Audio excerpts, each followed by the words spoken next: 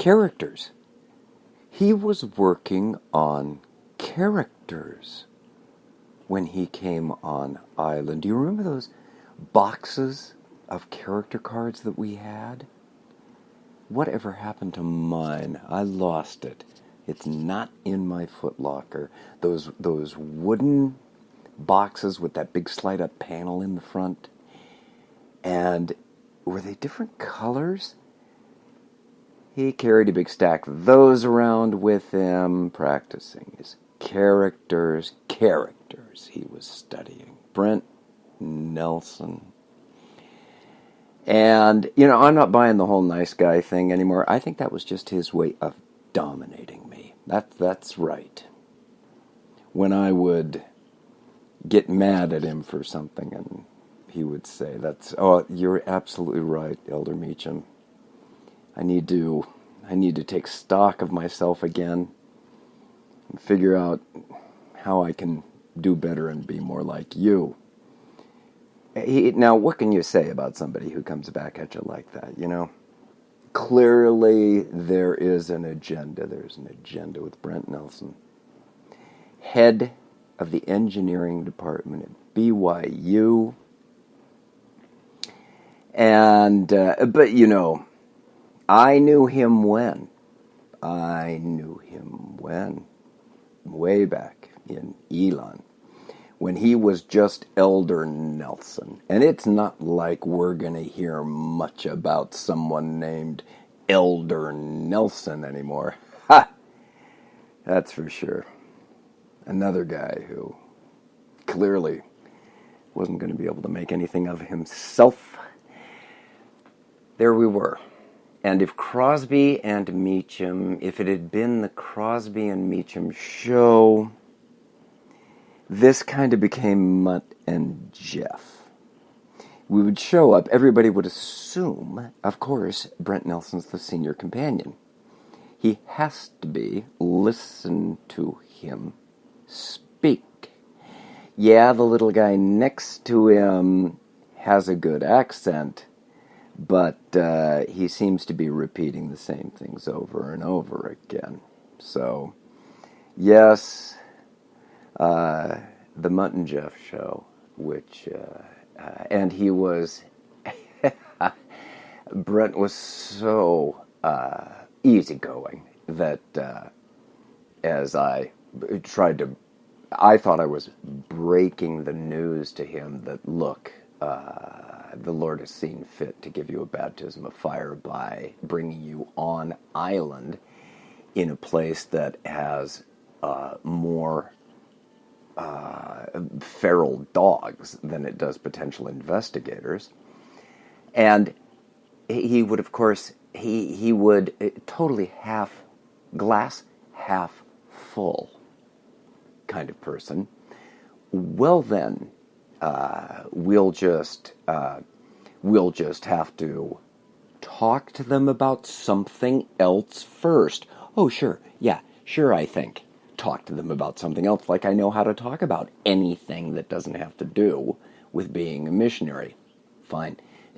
Brent's out there, I'm sure, discussing engineering principles with the people who run the bread shop on the corner,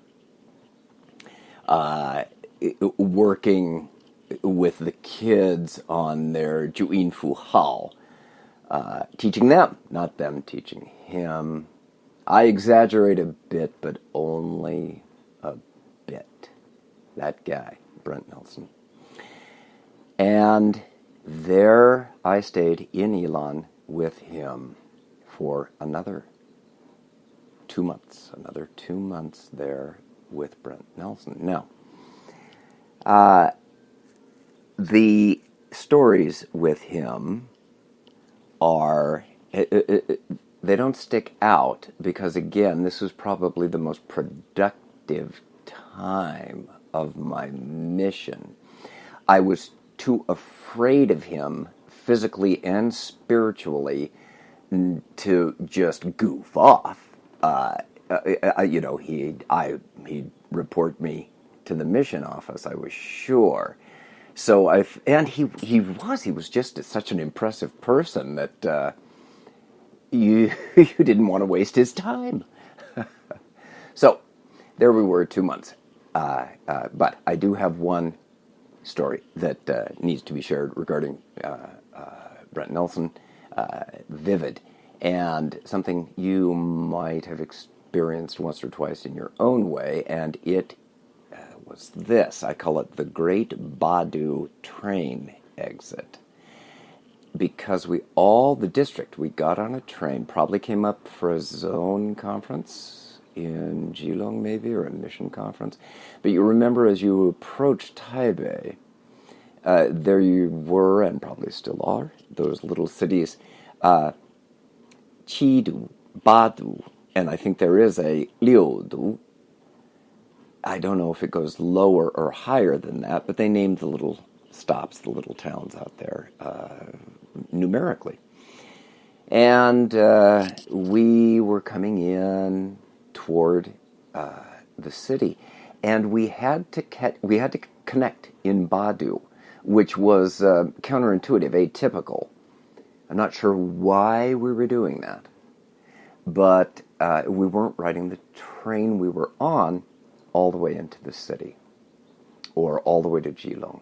So we failed to pay attention.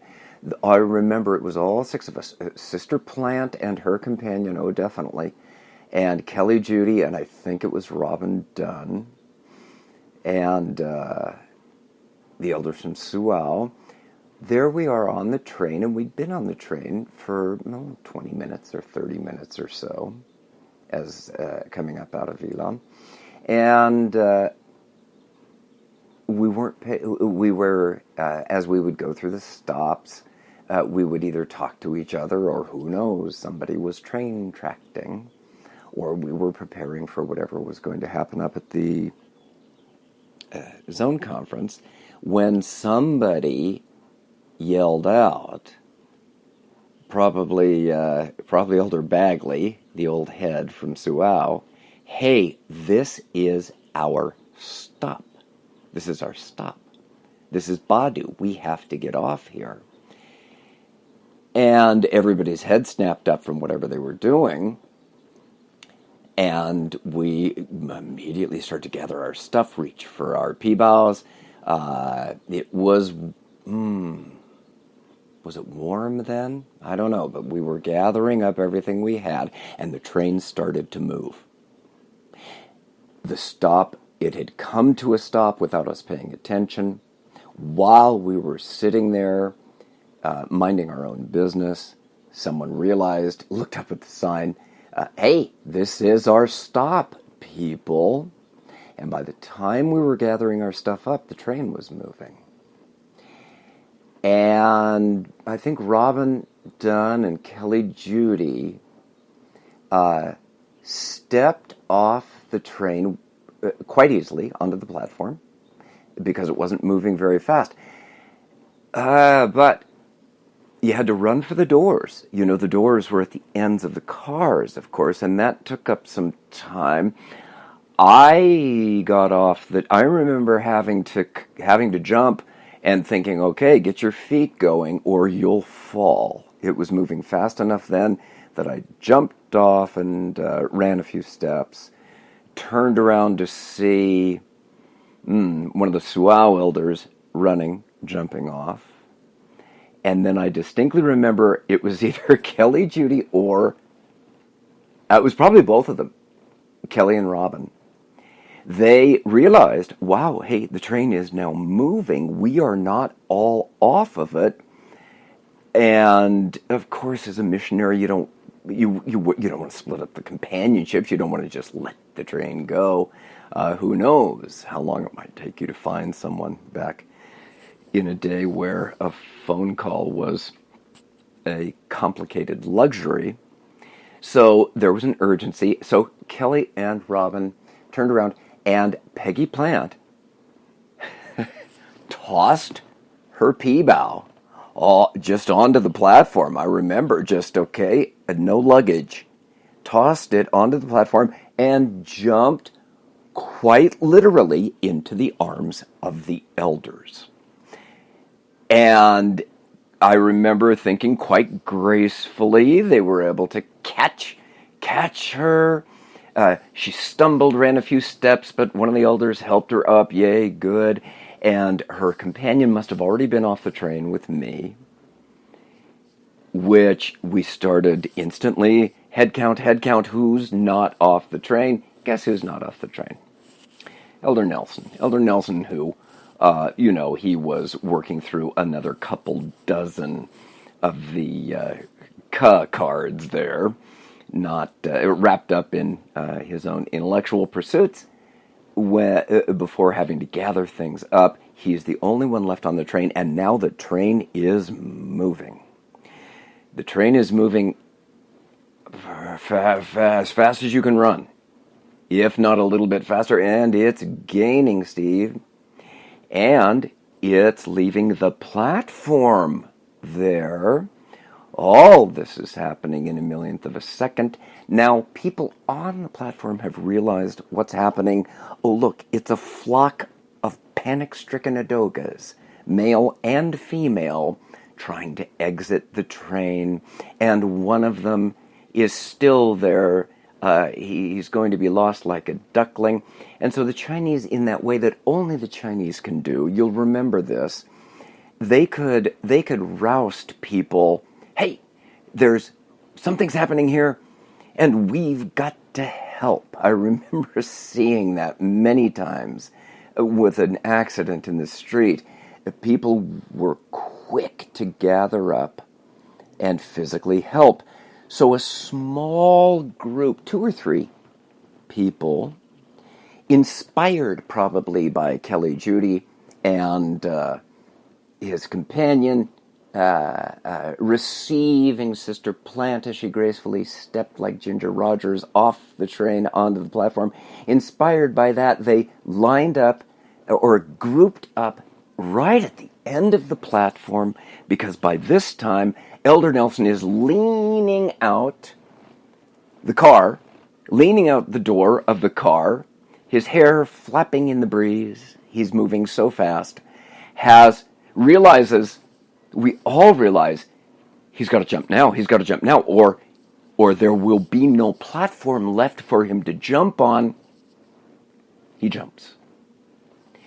And like a bowling ball with 3 bowling pins, his body, he just knocks those 3 guys down. And he falls down too, rolling off the end of the platform. Somebody screamed, probably me, because it looked like somebody might get swept back under the train. No, please. Everyone survived. Brent Nelson picked himself up and helped the 3 battered, well-meaning people who thought they'd be able to catch him just the way 2 elders had caught Peggy Plant, I guess. No, but everybody survived. We gathered our belongings that were strewn across the end of the platform there. Thanked everybody. Yeah. Probably distributed a few pamphlets as we ran to catch our connecting train.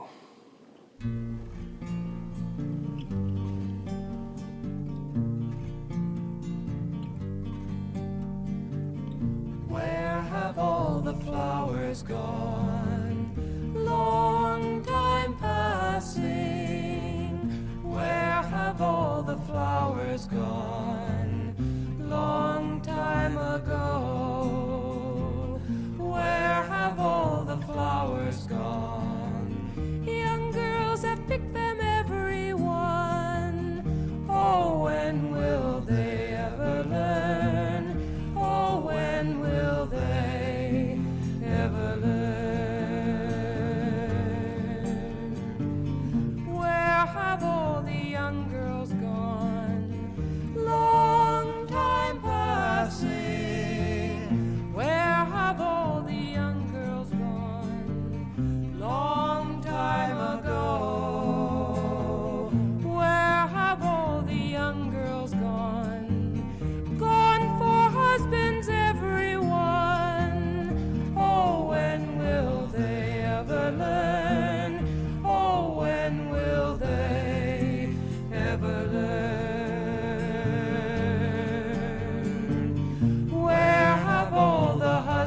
gone. Long time passing, where have all the husbands gone? Long time ago, where have all the husbands gone? Gone for soldiers, everyone. Oh, when will they ever learn? Oh, when will they ever learn? Where have all the soldiers gone? Long time passing, where have all the soldiers gone? Long time ago, where have all the soldiers gone? Gone to graveyards, everyone. Oh, when will they ever learn? Oh, when will they ever learn? Where have all the graveyards gone? Long time passing, where have all the graveyards gone? Long time ago, where have all the graveyards gone? Gone to flowers, everyone. Oh, when will they ever learn? Oh, when will they ever learn? Where have all the flowers gone? Long time passing, where have all the flowers gone?